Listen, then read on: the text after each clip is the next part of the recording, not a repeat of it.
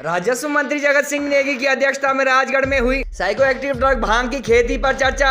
राजस्व मंत्री के अनुसार भांग की खेती को लीगलाइज करने के साथ साथ नशे के लिए इसके इस्तेमाल पर रोक लगाएगी सरकार। हिमाचल विधानसभा के पिछले सेशन के दौरान लगातार अलग अलग मुद्दों पर सदन से वॉकआउट करने वाले भाजपा विधायक भी गिना चुके हैं भांग के फायदे। केंद्रीय मंत्री अनुराग ठाकुर के साथ साथ कई सोशल मीडिया यूजर भी सुक्खू सरकार के भांग की खेती को लीगलाइज करने के फैसले को बता चुके हैं युवा पीढ़ी को नशे में झोंकने की कोशिश। चरस व गांजा जैसे नशे पैदा करने वाली कैनाबिस सटिवा की कुछ किस्में कामत व बिना नशे वाली होने संबंधी कंट्रोवर्शियल बयान भी जारी कर रहे हैं। इसकी खेती का समर्थन करने वाले माननीय सरकार बनने के सप्ताह के भीतर महिलाओं को 1500 रुपए पेंशन देने संबंधी बयान के लिए चर्चाओं में रहे सीपीएस सुंदर सिंह बोले, मैं पहला भांग की खेती का समर्थन करने वाला विधायक रहा।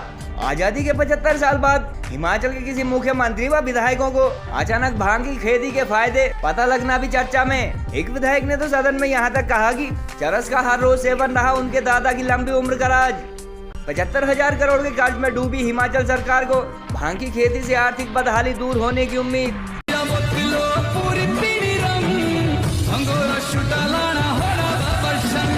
परंतु यहाँ पर आपको यह समझना है, एक तो है भांग नशे वाला और एक दूसरा भांग है, क्योंकि भांग के पौधे जो हैं एक ही किस्म के पौधे नहीं हैं।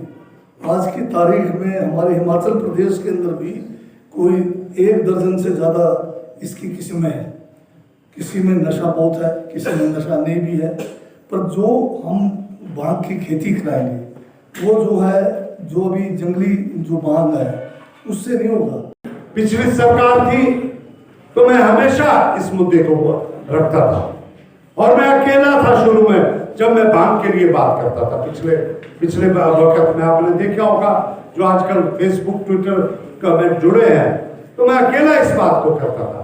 फिर ये नौजवान जो वकील है देवेंद्र खन्ना, ये बेचारा अकेला इस एक सोशल एक्टिविस्ट की तरह ये ढूंढ रहा था कि कोई स्तंभ हमें मिले कि ये जिससे कि कोर्ट में इसकी लड़ाई को बल मिले। 100 भी नहीं मिली, धूड़ भी नहीं मिली उन्होंने। ये तुम्हारा लेटर झूठ, फार्म भर के कुछ के खाते में पैसे भी डाल दिए, ये भी हुआ। और सुंदर जी तो काफी बोले अपनी भाषा में, बोला ने क्या बोला ये सुना भाई, बोला एक होला एक महिला होला तो 1500 रुपये, 2 होला तो 3000, 3 होला तो 4500। साल से 60 साल की जो महिला है, बेटियां हैं या हमारे जो माताएं बहनें हैं, सबके लिए जो है 1500 रुपए महीना। ऐसे ही सरकार बनेगी, 1 हफ्ते के अंदर आपके जनवरी महीने में आपके खाते में 1500 रुपए होंगे। जो हमारी बीमारियां उसमें इसका इस्तेमाल हो सकता है, अफीम के साथ। लेकिन मैं इस बारे में क्योंकि विस्तृत हमारे पास जानकारी नहीं है, फिर भी लेकिन भांग के पौधे से उत्पन्न रेजिन और फूलों पर प्रतिबंध है, लेकिन पत्तियों और बीज में उपयोग के लिए राज्य सरकार नियम बना सकती है आने वाले समय में। हमारी वर्तमान पीढ़ी को खोखला कर रहा है और नशे के खिलाफ कड़ी कार्रवाई राज्य की सरकार को करनी चाहिए। एम्स की खेती की जो बात कर रहे हैं उसके पीछे तर्क क्या है, क्यों करने की जरूरत पड़ी है? क्या राज्य की सरकार के पास कोई और अच्छी सोच राज्य में किसानों की आय बढ़ाने के लिए नहीं है? वो 90 साल की उम्र में एक्सपायर हुए, ऐसा कोई दिन नहीं होता था, मैं हाउस में बोल रहा हूं, जिस दिन वो उसका इस्तेमाल नहीं करते थे, पर वो करते थे लिमिटेड इस्तेमाल। और भांग से जो है वो आपका, अगर आपके साथ घी और दही का सही मिश्रण है तो डाइजेशन भी जबरदस्त रहता है। हमारा जो सरकारी खजाना है वो खाली है और इस वक्त हिमाचल प्रदेश के ऊपर 75,000 करोड़ रुपए का लोन है। 65 करोड़ रुपए आए हैं और हमारा जो खर्चा है हर महीने 144 करोड़ रुपया है। हिमाचल की कांग्रेस तथा सुखविंदर सुक्खू सरकार द्वारा मादक द्रव्य भांग की खेती को लीगलाइज करने के लिए प्राधिकृत समिति के पदाधिकारियों की बैठक आज सूबे के राजस्व एवं बागवानी मंत्री जगत सिंह नेगी की अध्यक्षता में सिरमौर जिला के राजगढ़ में संपन्न हुई। इस बैठक में न केवल रेवेन्यू मिनिस्टर ने psycho active drug cannabis sativa के फायदे ही फायदे गिनाए, बल्कि कुछ अन्य कांग्रेस व भाजपा विधायकों ने भी मेडिसिनल व इंडस्ट्रियल पर्पज से इसकी खेती को प्रदेश के किसानों के लिए वरदान बताया। गत दिनों प्रदेश में कांग्रेस की सरकार बनते ही सप्ताह भर में प्रदेश की 18 से 60 साल की सभी महिलाओं को 1500 रुपए पेंशन मिलने संबंधी बयान के चलते चर्चाओं में रहे सीपीएस सुंदर सिंह ने तो यहाँ तक कहा कि भाजपा के नेतृत्व वाली पूर्व प्रदेश सरकार के कार्यकाल में भांग की खेती को लीगलाइज करने का मुद्दा उठाने वाले वह पहले विधायक रहे। वर्तमान प्रदेश सरकार के कार्यकाल में न केवल सत्ता पक्ष के विधायकों व मंत्रियों द्वारा मादक द्रव्य भांग की खेती के फायदे गिनाए जा रहे हैं, बल्कि भाजपा विधायक हंसराज व जनकराज आदि भी इसकी खेती का मुद्दा उठा चुके हैं। और इनमें से एक ने तो यहाँ तक कहा कि चरस का लगातार सेवन करना उनके दादा की लंबी उम्र का राज रहा। भाजपा के नेतृत्व वाली पूर्व प्रदेश सरकार द्वारा छोड़े गए करीब 75,000 करोड़ के कर्ज के चलते आर्थिक बदहालियत तो ओवरड्राफ्ट के दौर से गुजर रही सुक्खू सरकार के मंत्री जहां भांग की खेती से प्रदेश की माली हालत सुधरने के दावे कर रहे हैं, वहीं पिछले विधानसभा सत्र के दौरान लगभग हर मुख्य मुद्दे पर वॉकआउट करने वाले भाजपा विधायकों ने भी इसका समर्थन किया।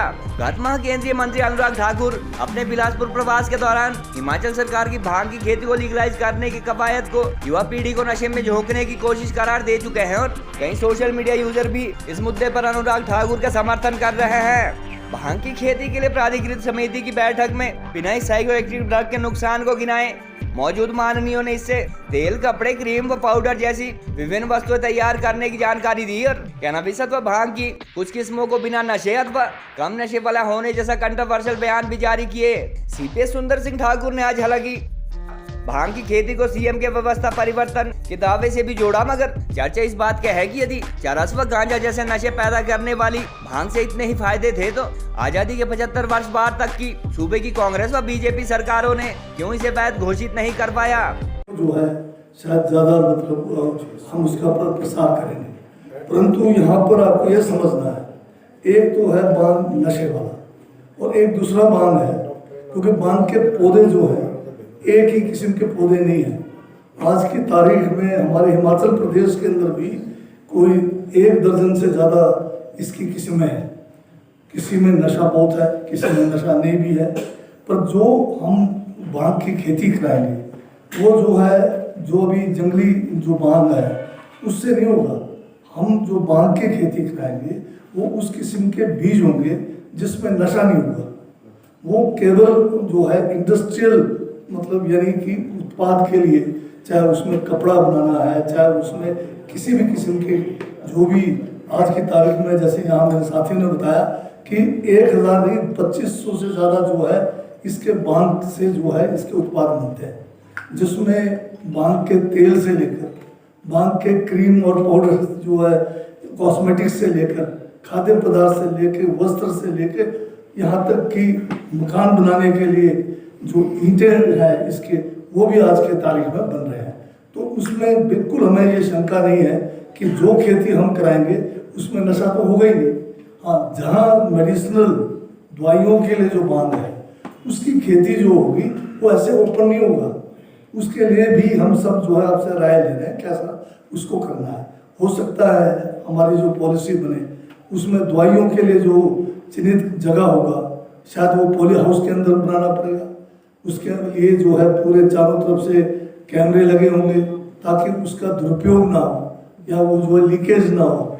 क्योंकि अभी अफीम के बारे में आपने बात की, अफीम भी जो है दवाइयों के लिए इस्तेमाल होता है और अफीम की खेती जो है केंद्र सरकार उसके लिए लाइसेंस देती है।